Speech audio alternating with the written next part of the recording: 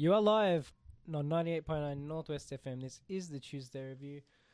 My name is Nathan. As always, joined by James. How you going, James? What's made you happy last week?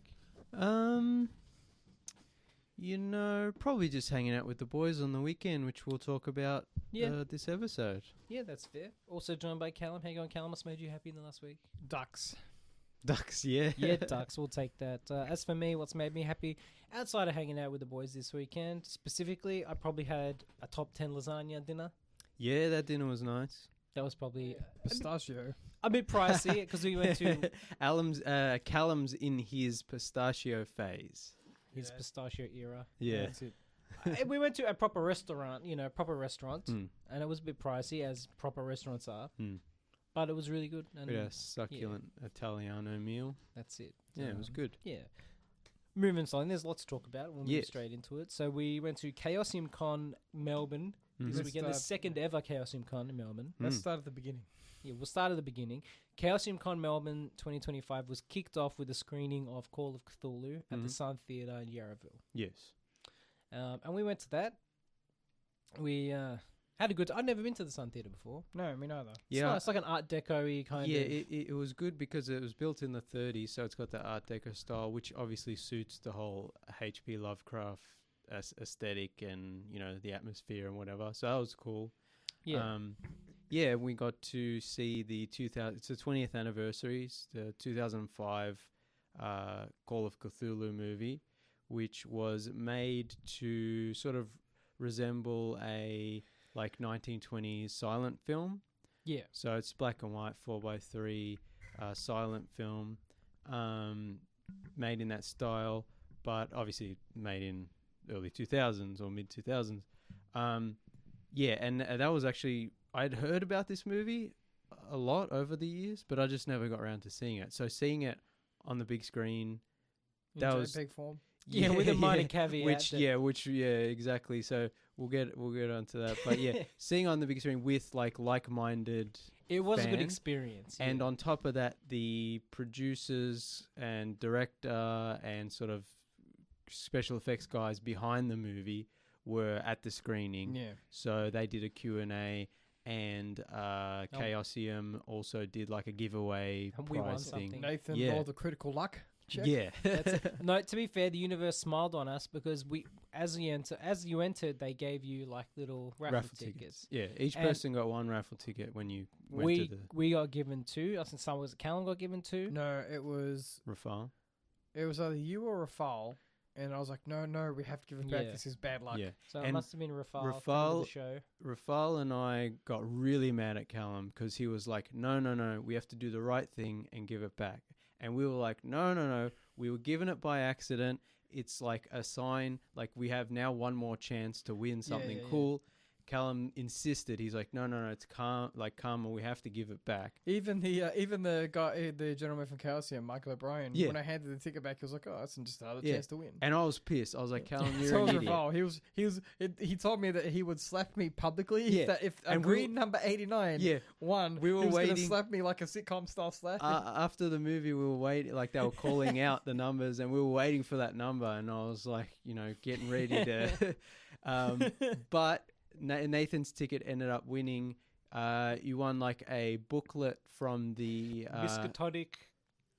What's it called? Miskatonic Miskatonic Historical University? Society. the something like that, Lovecraftian the Lovecraft H.P. Lovecraft Historical Society. Don't Yeah, they call themselves a Miskatonic University or something? That's the that's the in-universe. Yeah. That's an in-universe. Yeah, there's a whole bunch of things. Yeah. Like the Miskatonic thing is also the community program for Call of Cthulhu. So it's a separate thing. Yeah. But anyway, it's like a little booklet, like kind of written like it's a It's the reading of an unreadable book or something like that. it's Yeah, like so cool. something that you'd see in a H.P. Lovecraft book. Which we were going to put photos on our socials, but we Yeah. never got around to it. Maybe That's we'll do that right. after. Yeah, we can still do that. Yeah, and So that was good. So then I was like, all right, Callum, I apologize. You were right. We did gain some karma points from giving the extra ticket back. So that was fun. It was a good time. Some people were dressed up in cosplay, like H.P. Lovecraft, like priests Cthulhu and mythos. wizards, Cosplay. So that was cool.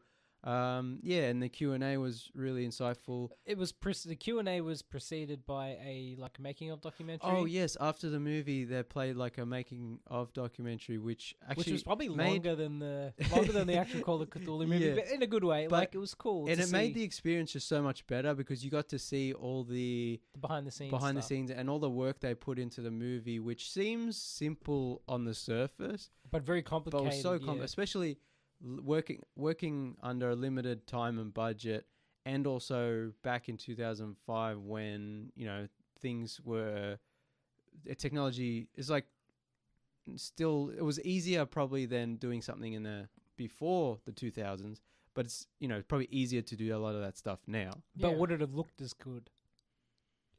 I just mean like shooting it. You could shoot it on a phone now. Oh, yeah, I know. But like, and you could composite better. yeah. Whereas, But would they, if it was made today, would they have just resorted to CG and wouldn't have held up? well, as I feel so like I mean- if you were making a movie like this, you deliberately are going to do the practical elements because that's kind of the aesthetic you're going for. That's what H.P. Lovecraft would want. Yeah, because I mean they could have used CGI.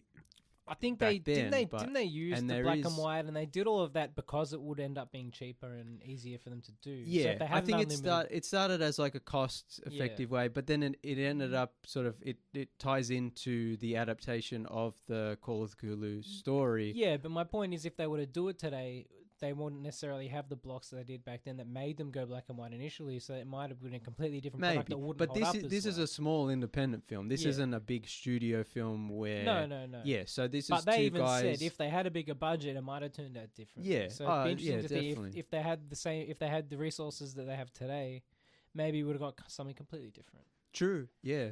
Yeah, and possibly not as Not as good good, and not as yeah. enjoyable. Yeah, but it was really good, and it was cool to see how they made the sets, out of plywood and cardboard and And it was duct tape kinda and Rickety and dangerous. but when you shoot it in black and white, and you got it actually turned out really well, and it was just a great example of creative problem solving and filmmaking and making something, from little resources that's actually really entertaining, and also for Cthulhu fans stays true to the sort of atmosphere and mythos and stuff like that. So that was it's very much a passion project. H.P. Lovecraft is also notoriously hard to adapt to the screen. So having a somewhat quite faithful adaptation of the story, obviously special. limited. Yeah, it's pretty special. So that was a good time. We all enjoyed ourselves, and I will say though, the Sun Theatre's popcorn is not in my top 5. as the popcorn connoisseur, It was bad. It wasn't great. though I ate some and it was fine. But yeah, it wasn't the best. Friend of the show, Rafael, leaned over to me, and in his words, "This is trash. I'm too used to my Prestige Hoyt's popcorn." No, Hoyts isn't prestige. Palace is prestige. Yeah, but he was making a joke. Yeah. Also, shout out to that cannoli place just outside the Sun Theatre. Oh yeah. Yeah, apologies. What was I saying? Oh yes. Unfortunately, the screening, the quality of the projection, like the image, The file, wasn't yeah. great, which I assumed was because they had lost the original footage and this is all they could get. But after the film ended, they said no, it was a technical issue, and they didn't know why it came out like that. So on one hand, it is disappointing that it wasn't shown at a proper at the proper quality. But also, I just still enjoyed. I enjoyed it nonetheless. You could still tell the Yeah. work that went into it, and I tend to feel like, I think Nathan said this after the screening, and this is how I tend to feel. I think there's a good chance maybe they lost the good quality file and they just found some version on the internet. Well, But I play this. joked but they that's- quickly ripped it off of YouTube. yeah, and I'm that's not what like- I thought. But then I was just like, Well, how else do you lose a file if you you own a movie, you've made a film? yeah, and I'm assumedly it's backed up, and it's a 20-year-old movie, so They probably lost the hard They've drive. probably but they've probably screened it before. But then I'm like, if that's the case, Maybe they lost it on the trip. It's like in the luggage somewhere. yeah. But Anyway, my point being, anyway, how do you lose a movie? yeah. But I don't think they lost it. I think when they projected it, it wasn't correct. That was their point. It was like they didn't know unless they were, covering their asses. But I don't think that's the case. I don't know. Anyway, it's disappointing that it wasn't the best quality, but I still enjoyed it. And if it is true that what they said that they didn't project at the quality that they meant it to, then that means there is a better copy out there that potentially we could see in future. The movie is also streaming on Tubi, so the next morning I watched that on Tubi, and it seems to be a bit better quality. So if you're listening and you're curious, it's a 47-minute black and white silent film. Call of Cthulhu, but it's actually really fun. The budget seems very I could not tell it was a limited budget based on the set design. They do a lot, the props. I mean, there are obviously times you could tell with the water. It wasn't real water. I knew it wasn't, but it wasn't. It was made in a way that I wasn't pulled out of the film. And there's some really cool set design. There's some dream sequences where you got some really kind of expressionistic type of set design and locations. It's really weird. And they did a good job of recreating what a silent film would be. It was, maybe a little bit more modern, but still accurate to that. Yeah. And like I said, if you're a Cthulhu fan, it's fits into that aesthetic and atmosphere 100%. And stuff. So yeah, that was a really good time. Yeah. And then nothing happened on Friday. We got home really late. We slept in, and nothing happened on Friday. No. Friday. So there was a bamboozle somewhere, and we never found out the truth. We never found out what happened, but that's okay. So, but initially on the internet and at venue at the Moonee Valley Race Course or Race Club, whatever they call it, it said Chaosium Con was Friday, Saturday, Sunday. So we rock up there 9 a.m. Friday morning, and it's just us. Empty. Crickets. No wonder. There's a math convention. There was a math convention, but I mean, we're not math smart people. We're nerds, but not that type of nerds. We're nerds, we're not geeks. So we kind of waited around a little bit, and we asked someone, I'm like, hey, isn't there meant to be a convention today? Yeah.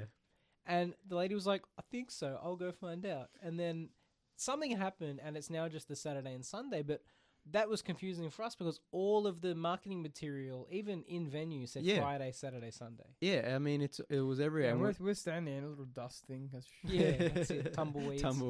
Yeah. But, look, you know what? For us, we can't complain because we had a good time. We had a good time. We got brunch, whatever. We're local as well. We didn't have to travel too far. That's true. Yeah. It's not like I would feel bad if I was someone traveling from overseas or interstate for this, and then they kind of just rock up. That's what I just didn't want other people to also rock up. Yeah, for us, it's not a big deal, right? We're here anyway. We're not far from the venue. Especially if you're from international and you Uber it here, and then they leave, and it's like, well, now I have to pay for an Uber back to my hotel. Yeah, so that was interesting. But anyway, that's fine. Yeah, and then good day anyway. We had a decent day. Yeah. We watched a movie. We watched Clan in the Cornfield. Yeah. Which not very good. Lots of fun. Well, Nathan likes bad movies. I like the shitty movies. It's fun. And then we attended Chaosium Con on the Saturday and the Sunday. Yeah.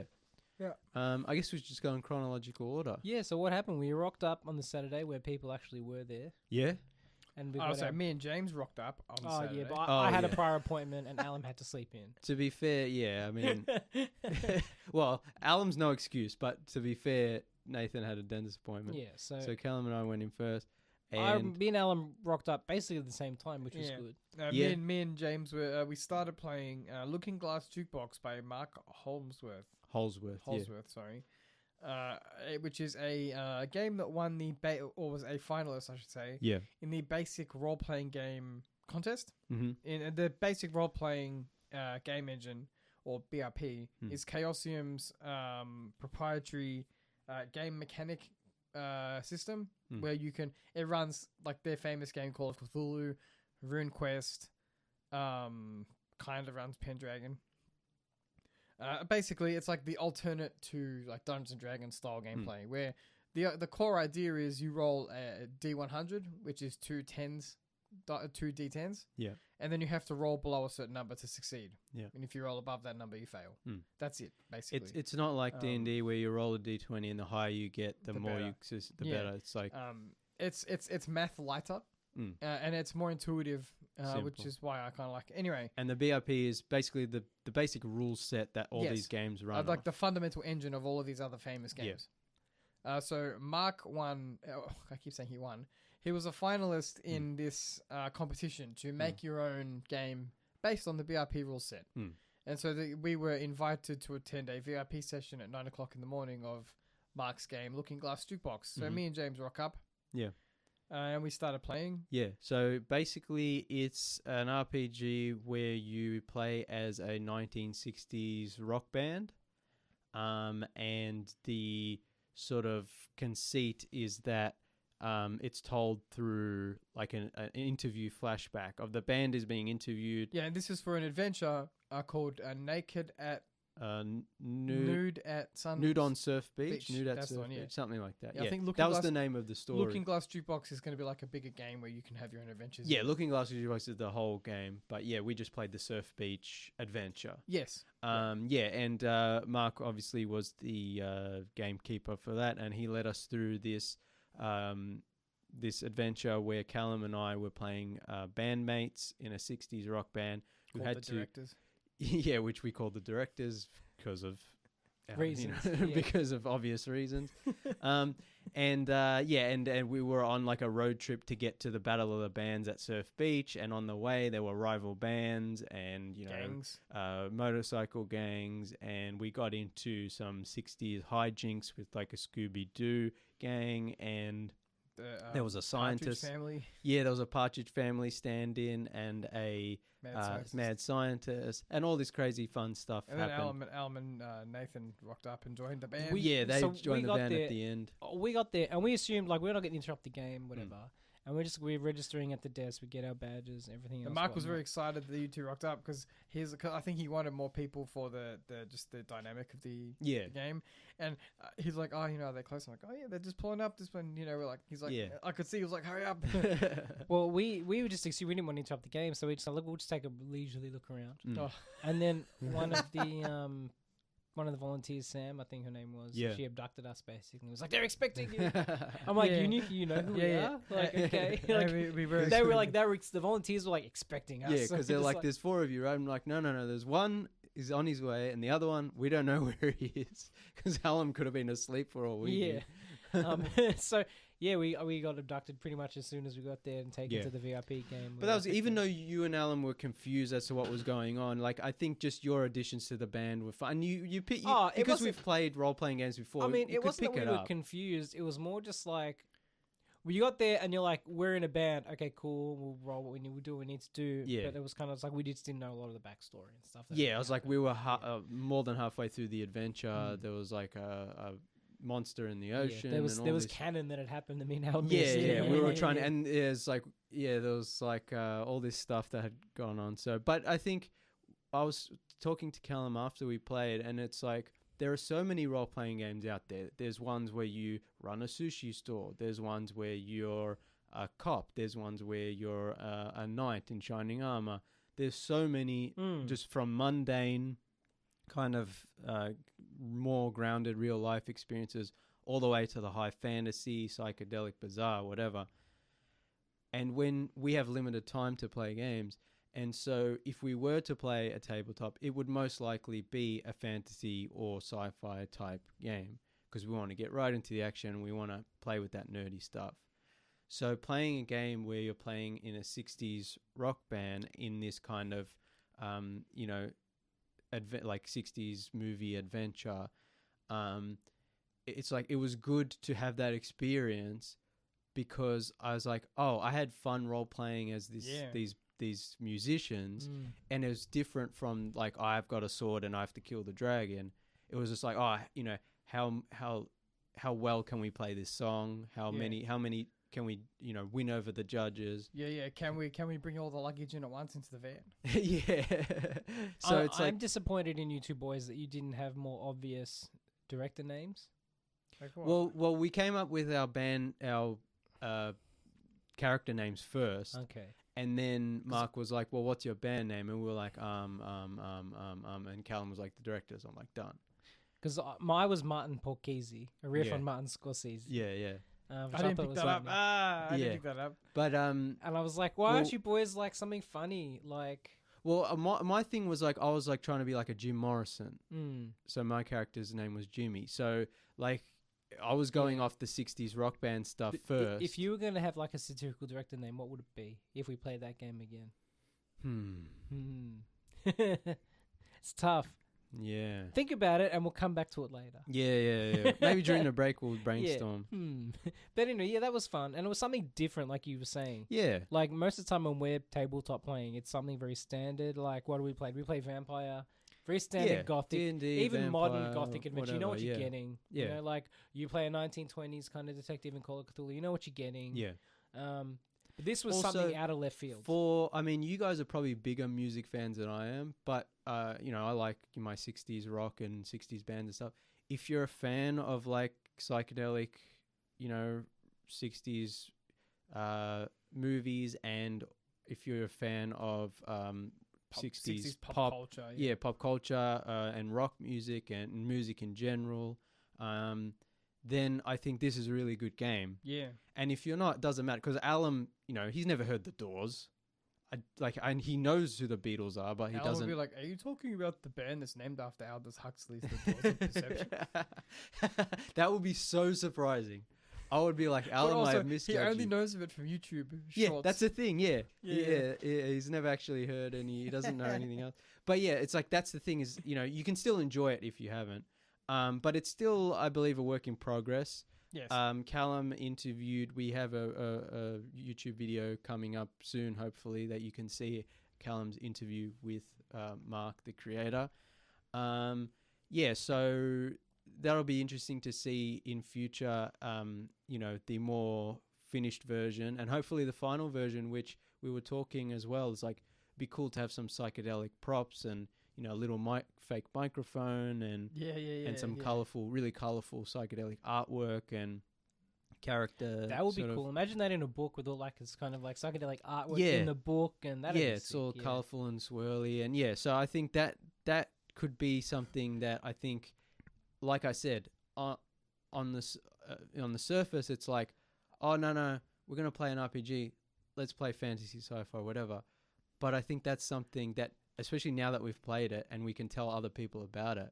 Yeah. And if the core book ends up being really cool with the artwork and stuff, that's one where I'll be like, oh yeah, you should play that game. It's fun. Well, it's interesting different. because it also has fantasy sci-fi elements in it. At least the adventure we played. Well, yeah.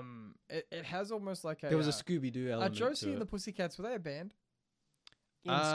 There was a cartoon. Yeah, they were spun out of Scooby-Doo, wasn't it? Yeah, I think so. Band, it was Hanna-Barbera. Yeah, but they spun out of Scooby-Doo. It gives me like Josie and the Pussycats kind of vibes. It's like you're just a band going or whatever, you're going to a concert. You're in a van. It's like adventures happen to you along the way. Yeah, it was like all the pastiche of that era. Yeah. And you just like on a fun, groovy road. Yeah. So that was fun.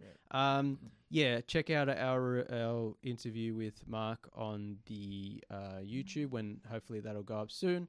We're going to keep in contact with Mark, and hopefully we'll let you know more about Details, when the game is. Also, keep an eye on our as it progresses. Watch our Instagram. Have a look at the Instagram, because we posted lots of photos and other stuff from our time at Chaosium Con.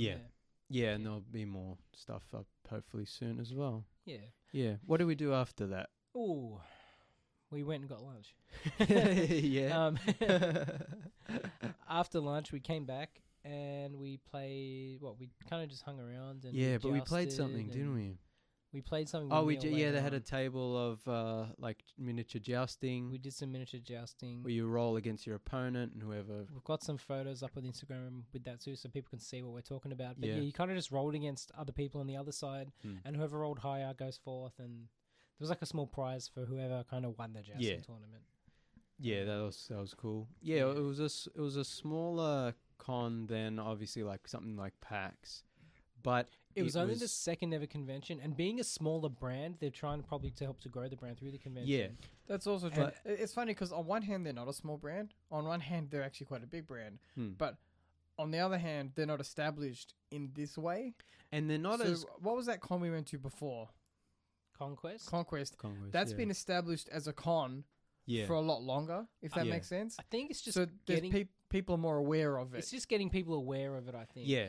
And also, it was an awkward venue, like Callum was saying. Like, it's a nice venue. Yeah. But it's like, come in, go up this escalator, go up the second escalator, and it's just kind of just like, with PAX, it's like, you're drive through the even, horse even Conquest, track. even racetrack. Conquest Con, it was like at a town hall. You parked outside. The doors were there. You could see inside. Yeah, you walk right in. You walk right in. Honestly, I think something But- like the Coburg Town Hall might be a better venue for Chaosium next year because it was like almost an equivalent But space. They still needed that sort of area for the panels, and they needed the VIP area, which I know. I think there's the about, back if you think area. back to Coburg, the town hall when we were there for Conquest, Hey, they this had is something those, we can talk to Michael yeah, about. Now, they had those, but they had all those kinds of spaces at the Coburg. They Town did. Hall. They actually did. Yeah. Yeah. anyway, Moving along. yeah. So, what was I saying before we started talking about the space? Jousting. Oh, jousting. Yeah. It was a good con. Obviously not as big as something like PAX, but I think it actually ended up being better because it was like More intimate. more intimate, more I guess more more niche. relaxed. Yeah, and it's like the people who were there were like real fans Also, of. I'm gonna also. Can I just say something that's I guess hopefully people won't find it offensive. I know what you're going to say. I was about to say something yeah. similar. The people at this convention were the nicest, cleanest, well dressed people we've seen. It's a better class of. No, that's. I know it's an awful thing to say, but when you go to lots of conventions, a lot of nerds. And this happens at pretty much every convention you go to, Yeah. right? This is not aimed at PAX or Conquest or anything. No. There's a certain type of people who don't wear deodorant. They don't change their clothes between conventions. They don't. Do you know what I mean? They don't wash properly. Yeah, There's always They an don't wash element their of hands body after going odor, to the yeah. toilet. it's a It's like- stereotype for a reason. But at this convention, we had none of that. It was everyone was very. Yeah, wholesome. I didn't smell body odor Also, once. yeah, and also, yeah, everyone was really nice and accommodating and welcoming, and especially because we were kind of walking around with cameras and asking people if we could film. Everyone seemed pretty cool. Everyone was calm. There was no sense of.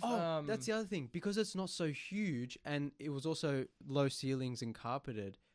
You could, wasn't loud, Yeah. so you could have a crazy loud D&D, not D&D, tabletop session, right next to another table, And you also could still having hear a what's going crazy on. session, and you could still hear it was fine. I think we talked about this on our PAX shows previous, but like that's always tabletop at PAX is always the struggle. Yeah. Because I'm like, you're playing a video game, they'll give you a set of headphones.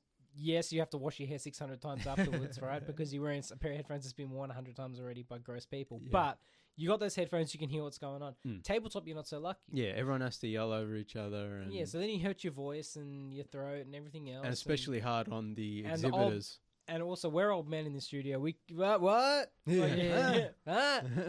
Speak up, Grant Sonny. But yes, it was just nice being around people, and it was like it was It was a very comforting kind of con. Yeah, like that's what I everyone mean was to say. nice. Yeah, it was nice. Very Even friendly. the volunteers were very friendly. Again, big shout out to Sam. She kind of Yeah. looked after us. Yeah, unlike the whole PAX con. volunteers, 100%. who were very Yeah. aggressive. yeah, that's it. There were Well, no enforcers I think there. I think kind of Sam's- wheeling their arms around like, if you get in my way, like at the Yeah, end yeah. of the PAX I nights. think she said she was gonna volunteer at PAX. I don't know. Maybe we'll see her there. Yeah. Anyway, yeah. That was really cool. We played something else, didn't we? On the I'm trying to think. Saturday. I'm trying to No, think. we just played the game with Neil, didn't we? That we was play at night anything though. Well, we did something in the middle of the day, surely. I don't think we Yeah, did. man, it's called going to get lunch. We went to get lunch for an extended period of time, Yeah. and then we but came back, and then we just looked around, sat Yeah, around. I think. Maybe, did we go yeah. to? No, we went to. Did we go to a? I went to the panel? panel. Yes, we Yeah, did. Yes, the yeah, Q&A yeah. panel. I Yeah, so that think. was good. Michael O'Brien, who's we've talked about before, and we have interviews with him Friend up of on the show. YouTube. Yes, shout out to Michael. Yeah, it was him and a couple other Nick, A few other Nick and employees. Andrew, Nick, Andrew, and there was someone else. Brian. Brian, yeah, maybe the Yeah, producer. yeah. And they were all like Talking about Chaosium. yeah, Chaosium. What's happening with the business? Yeah, and they were all talking about what's coming next, and And we got shamed the publicly. cons.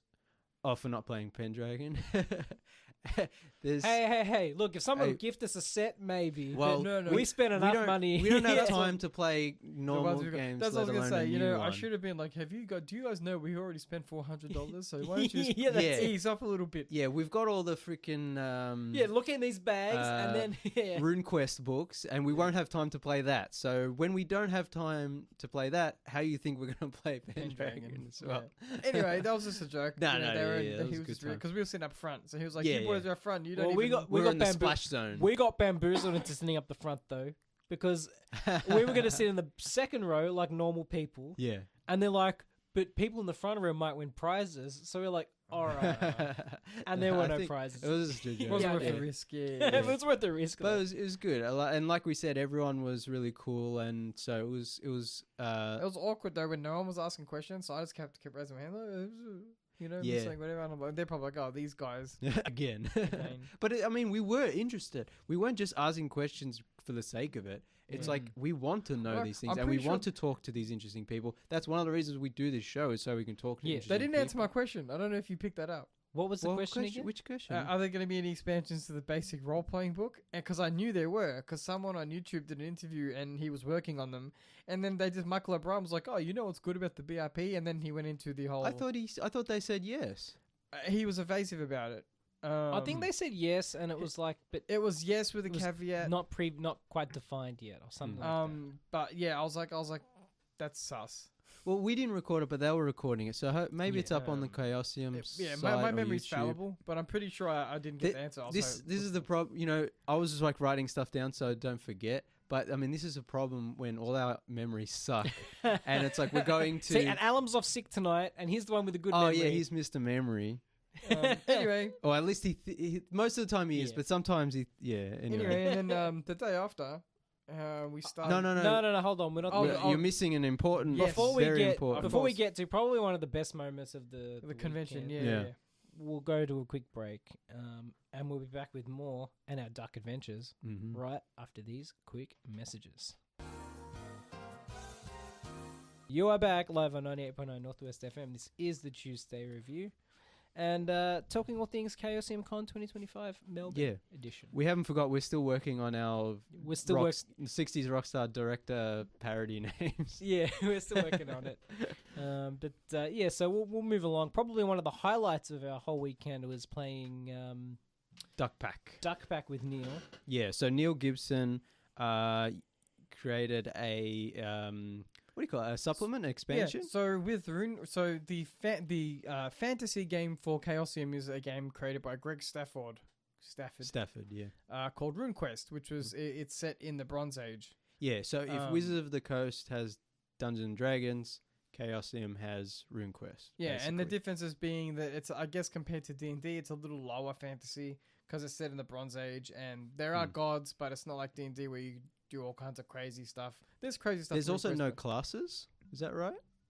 correct, Something like that. You Yeah. just make your it's like you make your character and you can give them skills and they Like can learn new you skills. can do like all characters can do a bit of magic. Magic, everyone they can have do it. their swords and spears and because shields.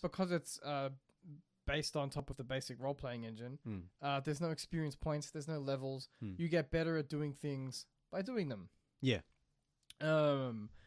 And so RuneQuest is the, I guess it's the third most popular fantasy role playing game behind Pathfinder. Mm. In my opinion, I'm sure many people who like RuneQuest would beg to differ. Yeah, I mean, I don't know, numbers wise. I'd say Pathfinder's probably anyway. Regardless, Pathfinder is like the direct competitor to D&D. Like, yes, so that's I feel like just numbers wise, RuneQuest might be right. under, but What's so interesting about RuneQuest and Duckpac is that it's so suitably different that it's not really, they don't need to compete against D&D. yeah, Because it's like, well, it's specifically Also- Bronze Age mythology yeah. and, Also- a different interpretation of fantasy. As someone who has limited experience playing tabletop games, RuneQuest is really easy to pick up I think to learn. again, Even though D&D's the popular one. like Callum's into the books, right? He does the reading, he does the learning for us that we don't do it, right? So we have limited coming into something like this. We have more limited knowledge than maybe Callum would because he's used to the environment of that kind of structure in the book. Mm. We went into playing Duckpac, and we kind of fairly simple and straightforward and seamless and So we should explain. Yeah, so it's the whole, just to finish my spiel, the basic role playing system is again is the inner workings of RuneQuest. So it's that really intuitive, quite elegant, because I've been reading the basic role playing book. I was saying to Nathan before the show, it's kind of elegant. It's just roll lower, and then for every rule, it's just a simple, here's how it works. Mm. Here's how you adjust it if you need to. Yeah. So when we played Duckpac, it was already, of course, the adventure was already made for us. We had characters ready to go. Mm. But it was that simple mechanic, roll lower. And then so you don't have to overthink the mechanics. So instead of saying, oh, well, I've got to take this number, divide it by this, do this. You know, my piece of equipment weighs this many pounds. Yeah. Our adventure was very narrative focused. So Neil was like, okay, you know, you're these guys and you're on this adventure. Here's what happens. What do you do? Yeah. So before we get into it, Neil Gibson created Duckpac, which is an expansion to RuneQuest based on the rules. Is that what they're called? Yes, the orcs or the trolls. Sorry. No. The rules are the duck. Oh, the duck. Yeah, the duck, they're ooze, anthropomorphic ducks. Yeah. Who exist in the fantasy world of Glorantha, which RuneQuest takes place. And they were a joke. And originally they're just kind of like a Howard the Duck, kind of silly, kind of funny looking duck people. But Neil and his collaborators wanted to take them more seriously, and so created the Duckpac, which is an expansion that fleshes these creatures out, gives them more of backstory, and ties them into the larger world, and that puts them, explains their place in Glorantha. Also kind of inspired by Troll Pack, which came before it, which did a similar thing for the trolls. Yeah. Which is where the name Duckpac comes from. So that was cool, and we got to play an adventure Neil set up where we were 4 duck adventurers who had to venture into like a dark swamp. We had to save or slay a war tree. Yeah, so there's a giant war tree, which is like a treant from Lord of the Rings, kind of. It's like a tree that or the weeping willow from Harry Potter. Yeah, I guess so. That's probably closer because it can move and do stuff, but it's like doesn't get up and walk. At least it didn't in this version because of reasons. But so that was really fun. Also, again, shout out to Chaosium. Thank you for giving us access to these games. We did play the VIP games. Yeah, which are the games where you get to play them with the kind of the creators of the game. Some of them are a bit like Neil, published authors. Yeah, and some of them are like being prototypes, but winners of the contests and whatnot. So again, thank you for allowing us to kind of experience these VIP games, these kind of, I guess, more intimate games with the creators themselves. Yeah, and Duckpac was the rival, in my opinion, a rival to any published professional supplement. Because the artwork was outstanding. Yeah. If you look through the book, the world building is second to none. Like if you took the Jonestown Compendium logo, which is the community hub for homebrew content for RuneQuest, and you put the Chaosium logo, I'd be like, of course. Yeah.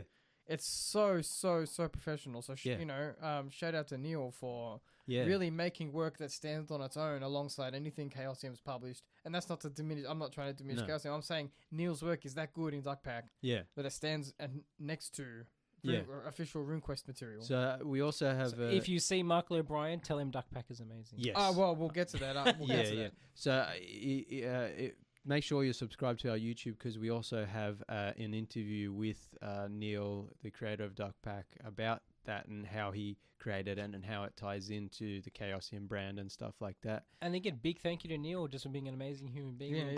He was awesome. He spent a lot of his time with us, not only in that session but then on the Sunday as well. So that was great.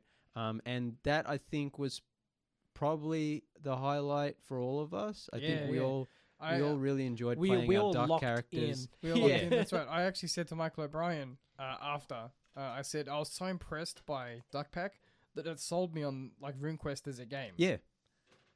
So it's like, what did he say? Oh no, he was like, good to hear it, because he likes RuneQuest a lot, so I think he's just happy. That but he was just like, well, yeah, but buy my books, don't buy his. Well, no, I know Neil was excited for us. I was like, I'm going to tell Michael O'Brien. He was like, yeah, please do. Yeah.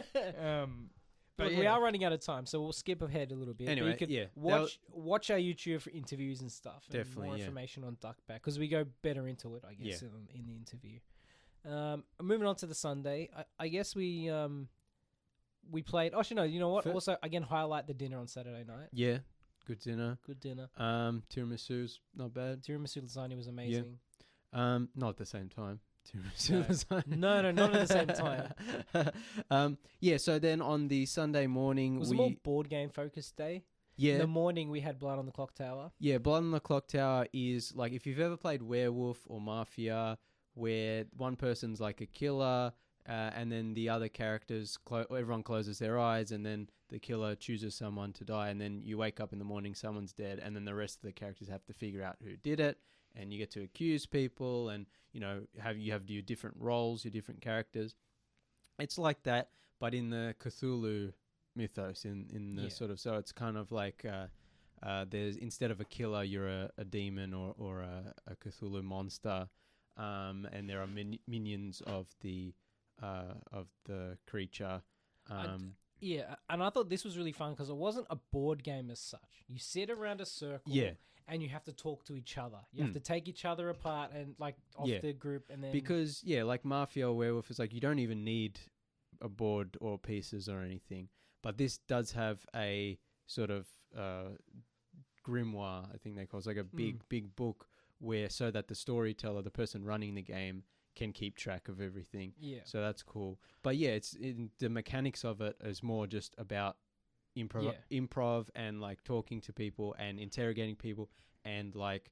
And it was so much fun. It was. I was like, unfortunately, we don't have enough friends to play it. Like, we need like 10 people. It needs to be. I was saying, James, like, this is something we need to do on a New Year's one day. Yeah. Like when you get all of like as David, many people, Brody, all your friends, and we get everyone together. I think there were 9 people in our 9 or 10 people in the group we played with. There was us 4, and then a bunch of other people we didn't know, and that was great.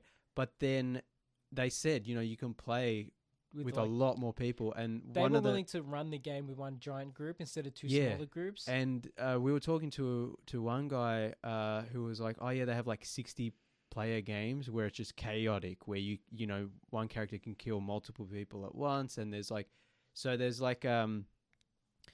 added mechanics you can use when you have more people, and there's more characters you can have, and there's more. So in the normal version of the game, there's only 2 sort of minions or evil characters, but I guess if you have more players, you can have. So it's like harder to pin down who's the bad guy, and so that was a lot of fun. And also because Alum is the luckiest person on the planet, and I think maybe some of Callum's karmic energy was still with us. There was a little lucky draw at the end where Alum got a free copy of the Blood on the Clocktower game. And that was the Clocktower. Blood on the Clocktower. Yeah, Cthulhu's CTH, so it's Clocktower. Clocktower, yeah. And again, this is the thing where it's like you would have thought the giveaway would just be kind of something small, but I'm like, nope. It's the full freaking giant. I'm pretty sure he got like the deluxe version too. Yeah, it had extra tokens and all this. And like they did that paid raffle as well, like on the Sunday, and that one of the prizes was like that a Kickstarter version of the that. Kickstarter version. But still, I'm like, with the fact that it was like 1 out of 9 people were going to get that game was insane. And shout out to Toby, who was in our group playing with us, who he won that. So it was cool that he got to play. And then later that day, he won. He won twice, but Michael O'Brien was like only one winner. No, that was another guy, Peter something. Yeah. Anyway, so that was really cool. That was a lot of fun, and Neil didn't grass me up. He played with us, and Neil was playing with us in that session too. And so that was he didn't grass me up because I immediately went up to he was like, "I want to talk to you," whatever. It's just to suss out who I was and whatever. And I gave him 2 options. Like, "Oh look, I'm either the Undertaker or the Slayer." And I'm like, "Wait, the Slayer has a character action during the day. Yeah. So when we sit down, immediately, if I'm the Slayer, I have to do my character action. I'm not the Slayer, so he will know that I'm the Undertaker. Yeah. Right. So I shot myself in the foot.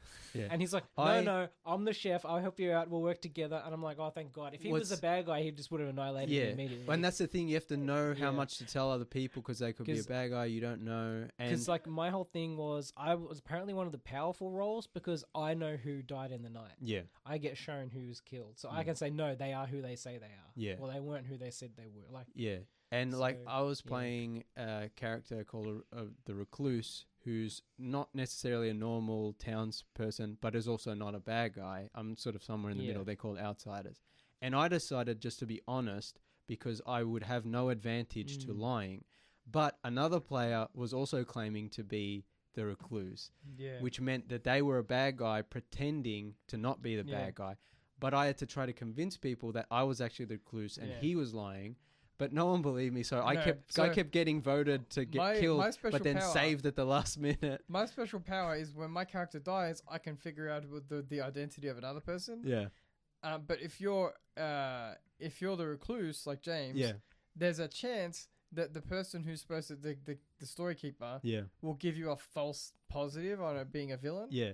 So I didn't know that was how it worked, and so he showed me that James was the poisoner villain. I was like, I knew it.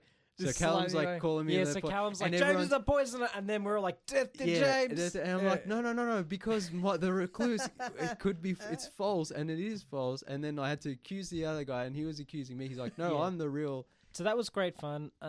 Alan and I ended up winning. We were the last two survivors, and we ended up defeating Cthulhu and the bad guy. Yeah, lady named Helen. She was sneaky. If you're interested in this, they run free games in Brunswick every Tuesday.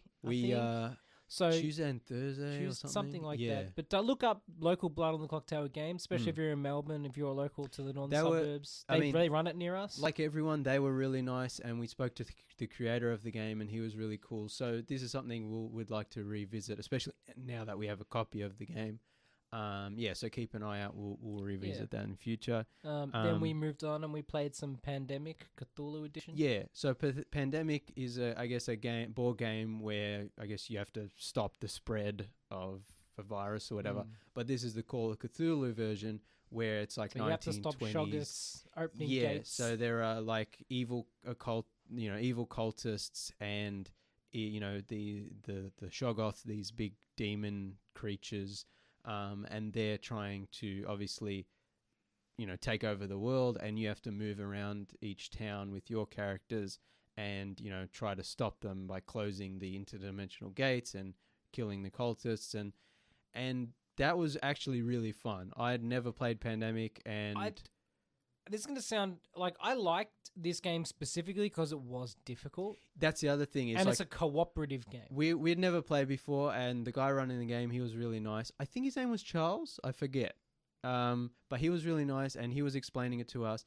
And once we got the hang of it, we were like, okay, we were locked in. We were like, all right, we have to do this. But there was a certain point where we were getting our asses kicked, and we were like, that's it, it's over.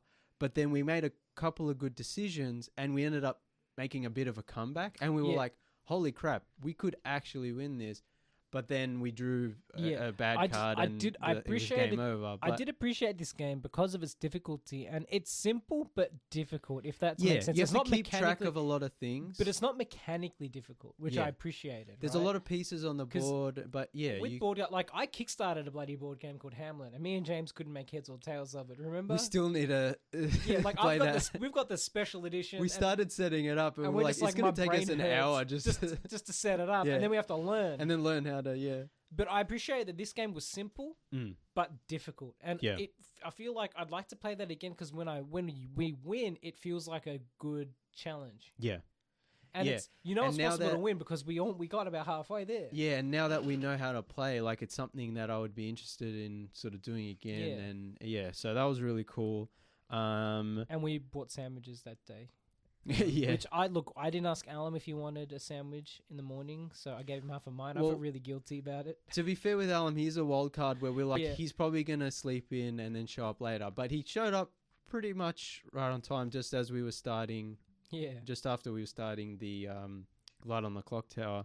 But yeah, then we played a couple other things. We played Khan of Khans, which is like a Glorantha set kind of little card game. Yeah, that was fun. It was really fun, but now it's out of print. Neil had a copy, so he invited us, so that was cool after we interviewed him. That was a fun, like a simple game. Yeah. Unfortunately, you can't really get a copy of it anymore. Yeah.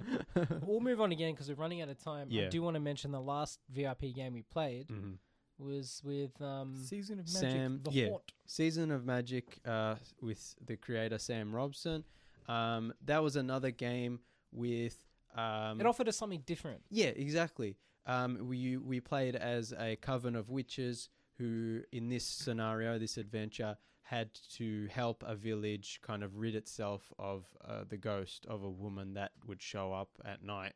And so we had to go around the town and ask, what they knew, and then we had to go and see if we could talk to the ghost using magic and whatever, and then we had to figure out who, how the ghost died and who may have killed her, and confront that person, and that was really fun. And as a bunch of guys who like to kind of bend the rules and kind of push things as far as they can go, and also who usually play combat-esque kind of fantasy sci-fi games. I think she let us push the limits, but we were respectful to the tone 100%. Of the adventure, we were which playing, is important. We were playing as characters in this world, and we were sticking to that. We weren't just like, and then I we pushed the limits like we did inventive things, like we changed our appearance to be that of the dead woman. Yeah, we were trying to convince, and we were trying to use our magic to convince, talk to the farm animals and convince them to help us. We kept her on her toes when she offhand mentions the cookie, and I'm like, I'm putting that in the inventory. And now the cookie was like a huge part of the game. Now. So like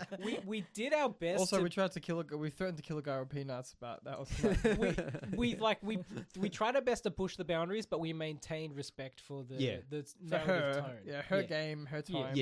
But it was fun. It was different, and it was very quite enjoyable. Yeah, and like you said, it was a bit different because the game was more about helping people and getting along, which and stuff. is something we need more than ever in the world today. 100%, especially sometimes it's good to play a sort of softer, lighter game. But it also had dark elements and I also fun think elements. the game wasn't easy either, to be honest. Like, there was a lot of failure. We kept failing. There's no death in the game, but you would have to exit the scene. But for that reason, she made it more mechanically different. Which halfway through the game, my dice stopped working, and I kept rolling the worst rolls. But in that sense, it was also good because it was challenging. Like, if you're rolling for something, like, you might not get it. And also, that's what I'll say. The BRP is kind of hard because, like, unless you're playing like Call of Cthulhu, for example, or whatever. There's like various different modes where your characters are more powerful. The games we played, the characters are the normal setting. Yeah. So it's like you kind of suck at most things except for the things you excel at. If that makes sense. Which is good. But like, you don't... That's another thing I appreciated about our time playing the BRP and RuneQuest games, set games, is that, like, each of our characters had a strength. Yeah. And they had weaknesses. No characters were, like, just beefcakes in every department. You know what I mean? So that was cool. Like, my character sucked at empathy and compassion and all those heart... All the games were well balanced, and but it meant you had to rely on your friends to do things. If I was bad at certain things, Callum's character was good at, so we would swap off and or combine forces. So that was really cool. Yeah, you had to help each other instead of just going off and doing your own thing. Yeah, because if you went off and did your own thing, you would probably die. Yeah, and we should also mention Sam created a season of Magic based on the BRP, which you can find for free at the moment. She was a grand finalist. Yeah. You can find her book for free on Drive Through RPG at the moment for its playtest.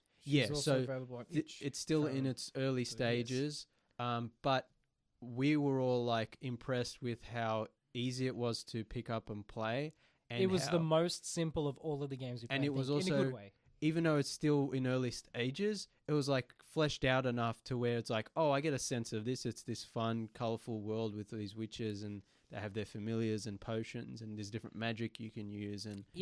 And so we interviewed her as well, which will be up on the YouTube soon, hopefully. And that's another book that I'll be interested to see the final version with the artwork. Maybe some toadstools and fun animals and junk like that. So there's just not enough time in the day, man. There's just too many. We've been saying, off air and whatnot. We want to set aside like even just one Friday night or Saturday, a month or something every 2, 3, 4 weeks. There's just too much going on. We all have too much going on. The world's on fire, but I think that's also a reason that it's important that we do take a day every 3 or 4 weeks. Yeah. And just play some tabletop. Get your imagination. I will say, working. When you don't do it for a long time, you forget. I think it's Jack, a friend of the show, Jack Squarepeg, says that it's a shared hallucination. Yeah. And it's such a great way of expressing it because, like, when you get into that zone, it really is like a shared story where you're imagining everything that's happening around you. It allows you to participating in it. It allows you to have that childlike wonder. Yeah. And it's so nice to get into that zone. Yeah. Shout out to Jack who was there on the Saturday. So we talked to him. That was cool, and he'll come back on the show very soon. And also just a quick shout out to all the vendors we spoke to and the other creators who were there. Savage Bear. We'll collaborate them soon. So there are a bunch of other people that we talked to who are really nice and who also hopefully in future will get to do more content with. And just shout out to all the other creators of the games that we didn't get a chance to play. Yeah. And hopefully we'll be able to catch up with some of them as well. Yeah, look, we're hoping to cover more kind of tabletop, even just our own experiences. And we'll keep everyone in the loop. So it was a really good weekend, and we had a lot of fun, and I'm really looking forward to, like the future of all these games and seeing them more and playing more RuneQuest and more Duckpacs, man. Yeah, my duck was the best. I also, I have to talk about how there was a giant lizard creature that was going to kill us all, and everyone was like running away doing their own thing. I was befuddling it. I was keeping it confused. Yeah, I decided to just charge it with my sword, and I ended up cutting off its tail. You got like a 1, right? You got like a critical. Yeah, I got a critical hit, and I cut off its tail. It was like squirting blood everywhere, and I was like, I was the hero, and it like killed it, and I was just like, yes, best. We love our ducks, duck characters. Yeah. We're just about all out of time for tonight. Thank you for listening, everyone. Keep an eye on the YouTube specifically because there'll be lots of video content coming out soon. Mm-hmm. You can find us on all the some of the social media platforms at Tuesday Review AU, mainly on Blue Sky, Newsmast, Instagram, and Facebook. Yep. That's about all we need for now. Mm. At Tuesday Review AU, the YouTube is at Tuesday Review AU. The Substack is thetuesdayreview.substack.com. Mm-hmm. If you prefer Substack, you can find us there. Yeah. Maybe we'll throw some stuff out on the Substack. Maybe we won't. But the podcast goes up on there all the time anyway. Yeah. At the very least, if you you follow any of these, we announce when the show's up. So yeah. Keep an eye on the Instagram specifically as well because there'll be more photos of our time at Chaosium Con there and our swag. We're on Letterboxd. I'm Nathan B_90. I am channeldrifter. And I'm Callum Tuesday. And Alums is Alum20, but he's not. He never updates it. He never updates it. One day we'll say that, and he'll say, no, I had like 100 movies last week. He just takes like a day off to do it. He always denies it, but that's fine. Yeah. You can catch us next week. We'll be back with more amazing content. Thank you for listening, everyone, and adios, cousins.